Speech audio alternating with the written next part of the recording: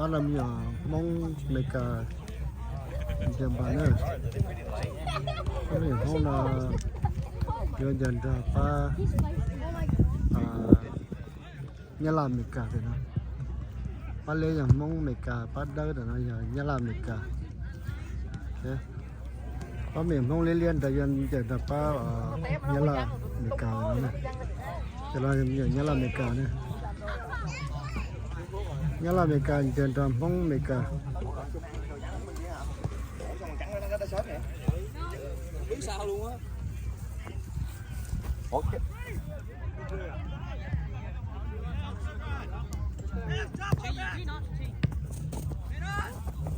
Hey, handball rep. Shoulder.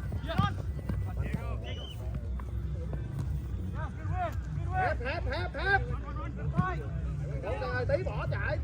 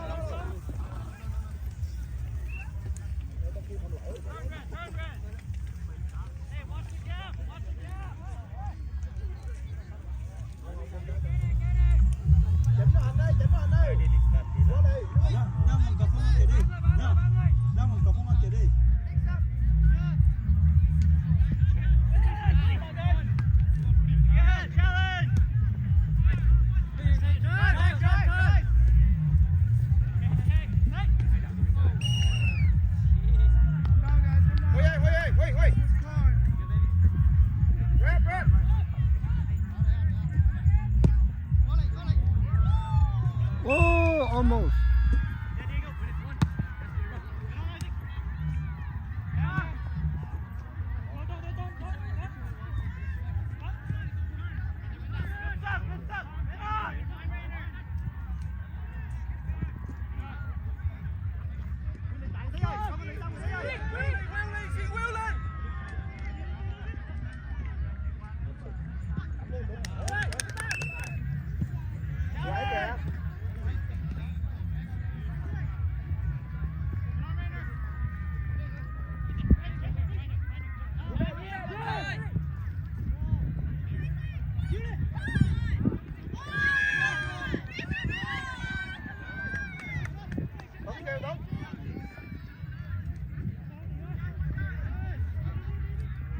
Sang kêu.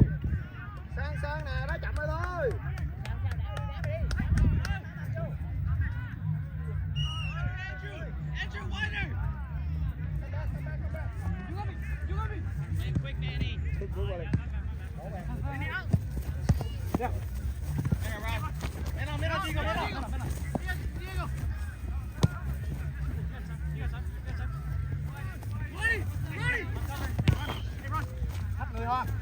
Thắt người thôi. Bạn ơi, chuẩn bị cho em. Chuẩn bị hết trái. Hết trái. Oh yo, come on, why you here like that? Stay low.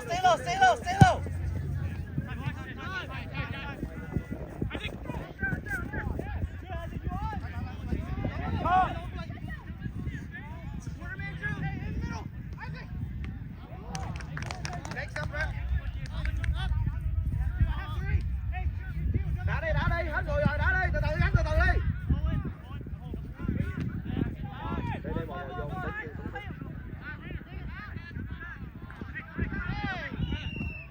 Stop rep.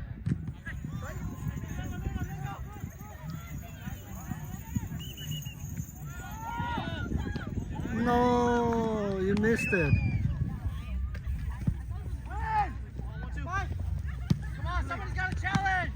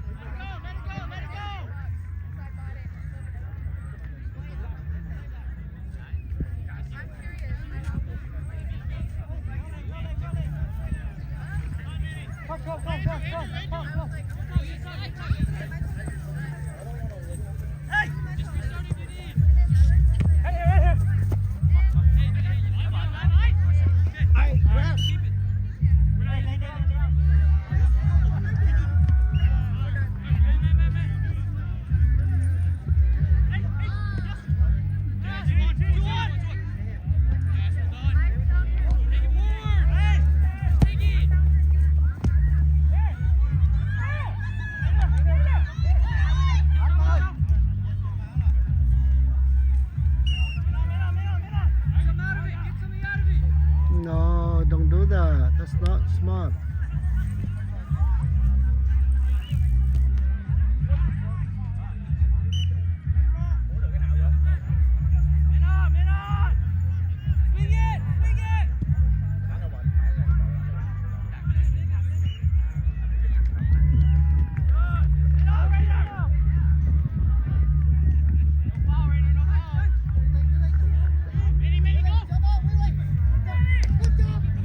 Good job, Gary!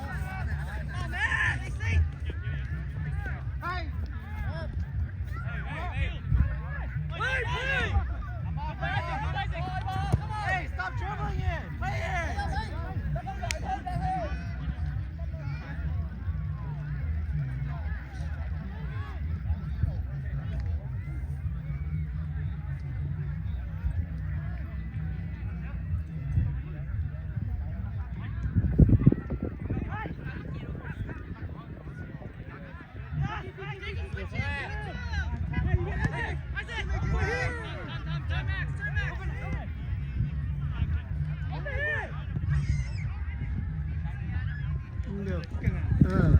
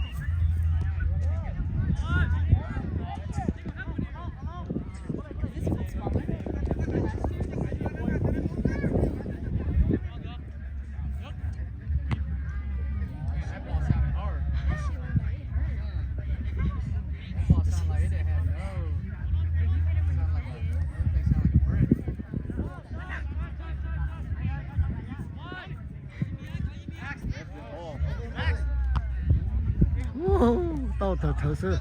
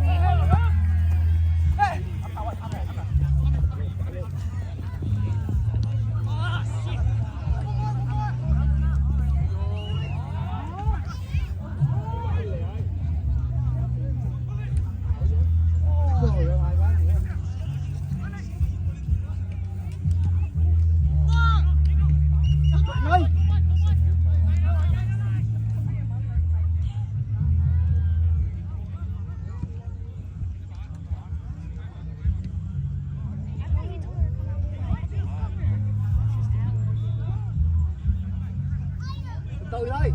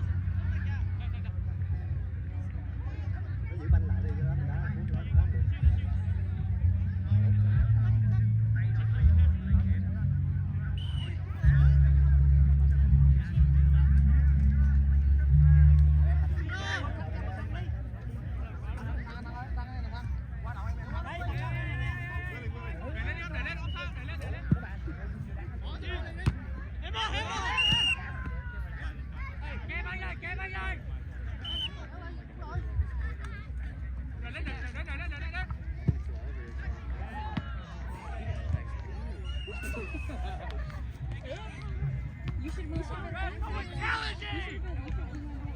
I think they meant to make it too. Get it again, get it again!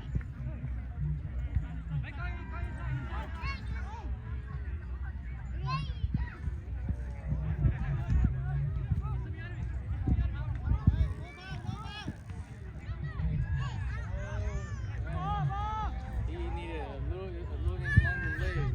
He would have had that. Oh man, he should have jumped that. Oh, man, that makes that run. Too bad.